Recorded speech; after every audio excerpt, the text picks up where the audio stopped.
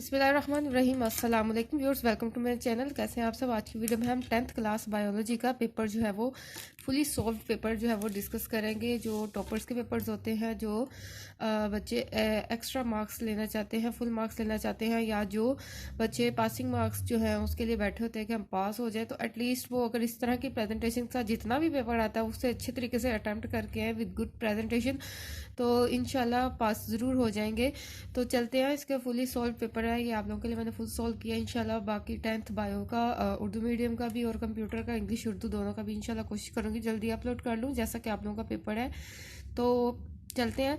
सबसे पहले ही देखें, मैं आप लोगों को बता देती हूँ, मैं 605 और 604 कट मार्कर यूज़ करती हूँ। 605 जो है वो बोल्ड हेडिंग्स के लिए, और ये बाकी जो शॉर्ट क्वेश्चंस की सब हेडिंग्स होती हैं उसके लिए 604 यूज़ करती हूँ। और जस्ट एक ब्लू पेन यूज़ करती हूँ जिसमें इसका आंसर फिल करने के लिए, और एक जो है 605 कट मार्कर है जो हेडिंग्स और मार्जिन लाइन्स को अंडरलाइन करने के लिए जो है मैं यूज़ करती हूँ। ये देखें, इसको मैंने ऐसे कट किया, और आप लोगों के लिए मैंने इसकी वीडियोज़ भी अपलोड की हुई हैं ऐसे कट कैसे करना है कि आप लोग जब ड्रॉ करें तो वो डबल मार्जिन लाइन आए। सबसे पहले आपने पार्ट 1 या सेक्शन 1 जो भी आपके पेपर में लिखा होगा उसकी हेडिंग देनी है। उसके बाद शॉर्ट क्वेश्चंस की हेडिंग लाजमी देनी है। मतलब आप एग्जामिनर्स को गाइडलाइन दे देंगे कि जनाब आप शॉर्ट क्वेश्चन स्टार्ट करने लगे हैं। शॉर्ट क्वेश्चन में क्वेश्चन नंबर 2, 3, 4 होते हैं। क्वेश्चन नंबर 2 की मेन हेडिंग दे देनी है। उसके बाद जो भी आप पार्ट अटैम्प्ट करेंगे उसकी नंबरिंग देनी है। फॉर एग्जाम्पल आप फर्स्ट स्किप करना चाह रहे हैं, आप सेकंड पार्ट अटैम्प्ट कर रहे हैं, सेकंड की नंबरिंग देंगे। और जैसा कि ज़्यादातर डेफिनेशंस ही होती हैं शॉर्ट क्वेश्चंस में, ठीक है, तो उसमें आप जो है वो डेफिनेशन जिसकी भी लिख रहे हैं उसका मेन टाइटल लिख दें। उसके बाद उसको डिफाइन कर दें। एग्जाम्पल लिख रहे हैं, एग्जाम्पल की हेडिंग दें, लेकिन अंडरलाइन मत कीजिए, यानी कि जो मेन हेडिंग्स हैं उसको अंडरलाइन करना ज़रूरी है। आप जस्ट एग्जाम्पल लिखें, उसको अंडरलाइन मत करें, आगे उसकी एग्जाम्पल दे दें और डेफिनेशन इस तरीके से कोट करें। और दूसरा ये कि अंडरलाइन जो मैं कर रही हूँ हेडिंग्स को, ये मैं साथ साथ नहीं करूँगी। साथ साथ आप करेंगे तो आपका टाइम वेस्ट होगा और आप लोगों का पेपर टाइम पे कंप्लीट नहीं हो पाएगा। आप लोगों ने जस्ट हेडिंग्स इस तरह बना देनी है। और मार्जिन लाइन्स के लिए भी मैंने आप लोगों को बताया कि शीट को ऐसे फोल्ड कर लेना है, उसके अंदर आप लोगों ने पेपर फिल करना है, एंड में आप लोगों ने मार्जिन लाइन्स लगानी है अगर टाइम मिले तो। नहीं भी टाइम मिलता तो आप लोगों का विद इन मार्जिन जो है वो लिखा हुआ होगा, तो एक पैटर्न में अच्छा लगेगा, ठीक है। फिर नेक्स्ट जो है, अगर कोई टॉप इसके पॉइंट्स वाला क्वेश्चन हो तो आप नंबरिंग दे सकते हैं। आप इस तरीके से सेंटर में लिख सकते हैं, या फिर आप लोग जो है बुलेट्स बना सकते हैं। तो अगर पॉइंट्स छोटे हैं तो आप एक लाइन पे दो दो पॉइंट्स गैप के साथ लिख सकते हैं, ठीक है। ठीक है, इस तरह ये देखें, रोल इसका बताना है तो ये इस तरह मैं नंबरिंग के साथ जो है वो लिख के हेडिंग के बिल्कुल नीचे इसका आंसर लिखा है और यहाँ पे थोड़ी सी स्पेस दी है, ठीक है। यही प्रेजेंटेशन होती है, अच्छा तरीका होता है अटैम्प्ट करने का।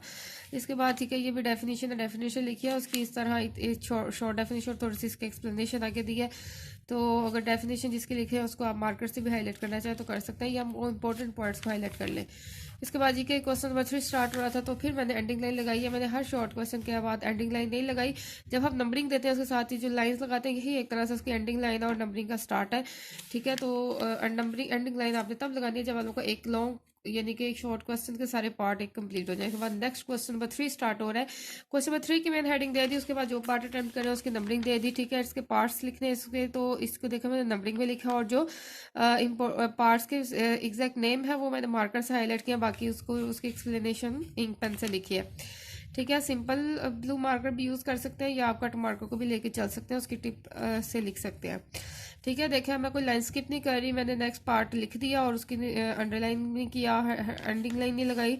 तो जब हम नेक्स्ट पार्ट मेंशन कर देते हैं उस एग्जामिनर को पता लग जाता है जनाब नेक्स्ट स्टार्ट हो रहा है। अगर आप लोगों की राइटिंग ज़रा ज़्यादा बोल्ड और बड़ी बड़ी है, फिर आप एक लाइन स्किप कर दें ताकि इजीली एग्जामिनर देख सके कि जनाब एक क्वेश्चन का एंड हो गया, दूसरा स्टार्ट हो गया, ठीक है। तो आपकी राइटिंग पे डिपेंड करता है। इसके बाद ये देखें, इस तरह ये इसके कंपोनेंट्स है, तो कोऑर्डिनेट एक्शन के, तो ये देखें इस तरीके से लिखे नंबरिंग के साथ, और कि इसके बाद ये, इसके बाद ये, ठीक है, एरोज इस तरह बना के, ठीक है। और इस तरह पॉलिनेशन की डेफिनेशन है, देखिए डेफिनेशन शॉर्ट थी तो मैंने उसको ज़रा सेंटर में करके लिख दिया और इन्वर्टेड कॉमर्स में क्लोज कर दिया। उसके बाद उसकी टाइप्स लिख रही, टाइप्स लिख की हेडिंग दिया, लेकिन उसको अंडरलाइन नहीं किया क्योंकि मेन हेडिंग जो जिसका पूछा हुआ उसको आपने जस्ट अंडरलाइन करना है शॉर्ट क्वेश्चन में, ठीक है। उसकी सेल्फ पोलिनेशन, क्रॉस पोलिनेशन की 2 टाइप्स लिख दी और नंबरिंग किस तरह देके सेंटर में इसको लिख दिया। अब ये देखें, इसमें ये थे पॉइंट्स, अब की शॉर्ट पॉइंट्स थे एक एक वर्ड के, तो मैंने उसको 2-2 एक लाइन में लिखे हैं। लेकिन ये देख लें किस तरह मैंने इसको मैनेज किया है कि लाइन्स जो है मैंने ज़्यादा वेस्ट भी नहीं की और प्रेजेंटेशन भी अच्छी दे दी है, ठीक है। और इस तरह ये देखें इसकी डेफिनेशन लिखी। अब इसमें जो इंपॉर्टेंट पॉइंट्स है उसको मैंने इसको डीएनए और जिसकी डेफिनेशन लिखी है उसको हाईलाइट कर दिया, ठीक है। और इसकी डेफिनेशन अब ये मैं आप लोगों को बताना चाह रही थी। अभी देखें इसकी डेफिनेशन थोड़ी सी लेंथी थी तो उसको ज़्यादा सेंटर में करना अच्छा नहीं लगता, तो आप लोग मत ऐसे करें। अगर आप लोग को पता है कि डेफिनेशन थोड़ी सी लेंथी है तो आप लोग सेंटर में जरूर लिखें, लेकिन स्पेस साइड से थोड़ी थोड़ी छोड़े।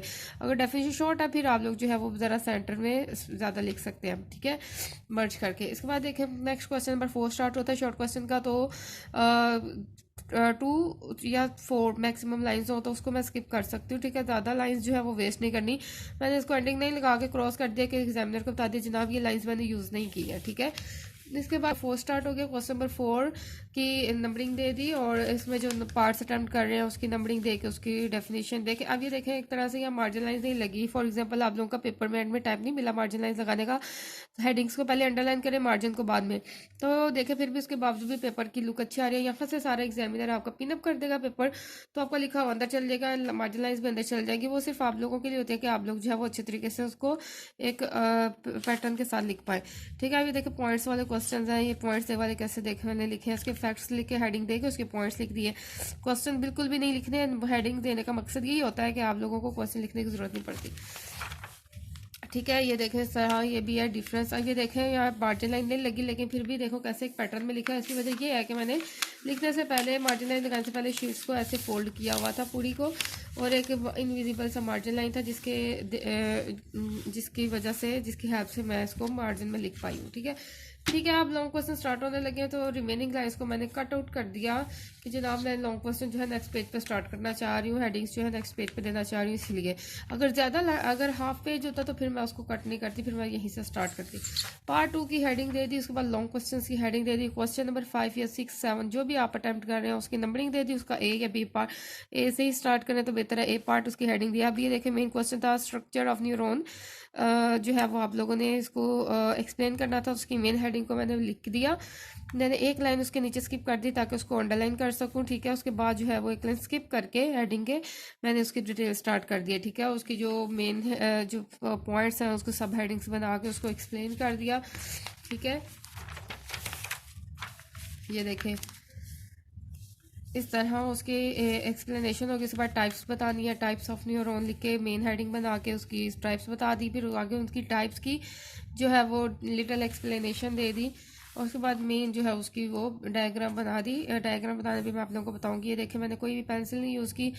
आप लोगों को इतना तो पता होना चाहिए ना कि आपके कौन से मोस्ट इंपॉर्टेंट क्वेश्चंस हैं जो लॉन्ग क्वेश्चन रिपीट होते हैं एग्जाम्स में हर साल, तो आप लोग उनकी जो रिलेटेड डायग्राम्स हैं उनकी आप लोग 1-2 दफ़ा घर में अच्छी तरह से प्रैक्टिस कर लें ताकि एग्जाम्स में इजीली इसको ड्रॉ कर सकें, ठीक है। ये देखें इसको पहले मैंने ड्रॉ कर लिया, साइड पे मैं स्पेस छोड़ी थी कि उसको नंबरिंग कर सकूं, उसकी वो पॉइंट्स को बता सकूं कि ये क्या पॉइंट है, ठीक है, इसका न्यूरॉन का। उसमें फिर एंड पे लिखते हैं फिगर स्ट्रक्चर ऑफ न्यूरॉन, ठीक है।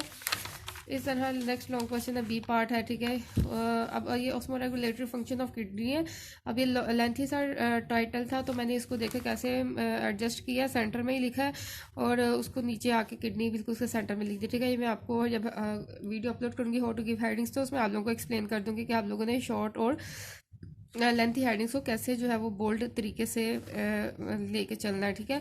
अब इसमें ये देखें इसकी डेफिनेशंस, इसके बाद इसकी जो एक्सप्लेनेशन है उसको मैंने पॉइंट्स में बना के जो है वो सब हेडिंग 604 से इसको एक्सप्लेन किया, ये देखें, ठीक है। इसके बाद जो है वो क्वेश्चन नंबर 7 का ये पार्ट है एसिड रेन है। एसिड रेन देखें अब शॉर्ट टाइटल था उसको मैंने काफ़ी बोल्ड करके लिख दिया सेंटर में।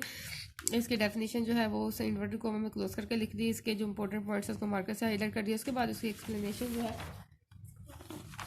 एक्सप्लेनेशन लिख दी। उसके बाद इफेक्ट्स जो है उसके बुलेट्स के फॉर्म में इसको इफेक्ट्स को बता दिया। 1 2 3 भी कर सकते हैं, हम नंबरिंग भी कर सकते हैं, बुलेट्स बना सकते हैं, एरो साइन भी लगा सकते हैं।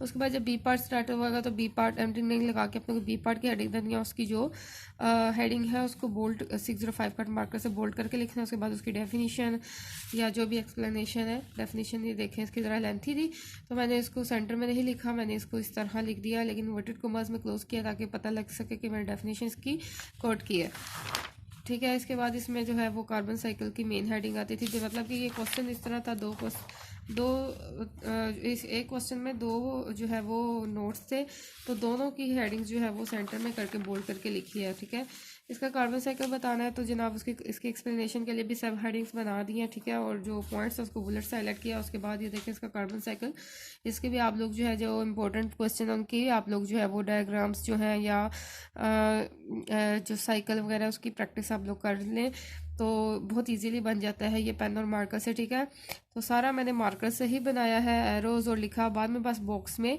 इंक पेन से उसको बॉक्स में लिख दिया। उसके बाद यहाँ पे एक्सप्लेनेशन जो है वो उसकी इंक पेन से लिख दिया और फिगर एंड पे बता दिया क्या है। और यहाँ पे जब क्वेश्चन मेरा पेपर एंड हो गया तो एंडिंग नहीं लगा दी और बाकी रिमेनिंग जो पेजेस रह जाते हैं उसको मैंने क्रॉस कर दिया। ठीक है, तो ये दो तरीके से मैंने बनाया हुआ है कि एक एक्सप्लेनेशन आप दोनों नीचे भी लिख सकते हैं, एक में ऊपर लिख दी एक में नीचे लिख दी। ठीक है, तो जो बेस्ट लगे आप लोग को। ठीक है, तो इस तरीके से अगर आप लोग पेपर करके आए तो क्यों ना आप लोग के मार्क्स फुल आए। और अगर आप लोगों की तैयारी भी अच्छी है, आप लोगों ने सारा तैयार किया हुआ है, पेपर बुक पूरी लर्न की हुई है, ठीक है, तो फिर पेपर भी आप लोगों का इस तरह प्रेजेंट होना चाहिए एग्जामिनर को पता लगे कि जनाब इस बच्चे को तो हर चीज़ आती है। ठीक है, तो पास होना चाहते हैं या फुल मार्क्स लेना चाहते हैं, एटलीस्ट आप प्रेजेंटेशन इंप्रूव करें ताकि जितना भी आप लोगों को आता है 100% आता है या 30% आता है, इतने अच्छे तरीके से लेके आए कि आप लोगों के उस जितना आपको आता है उसको फुल मार्क्स आप लोगों को मिल सकें। अपना ख्याल रखिएगा। Thank you so much guys, अल्लाह हाफिज़।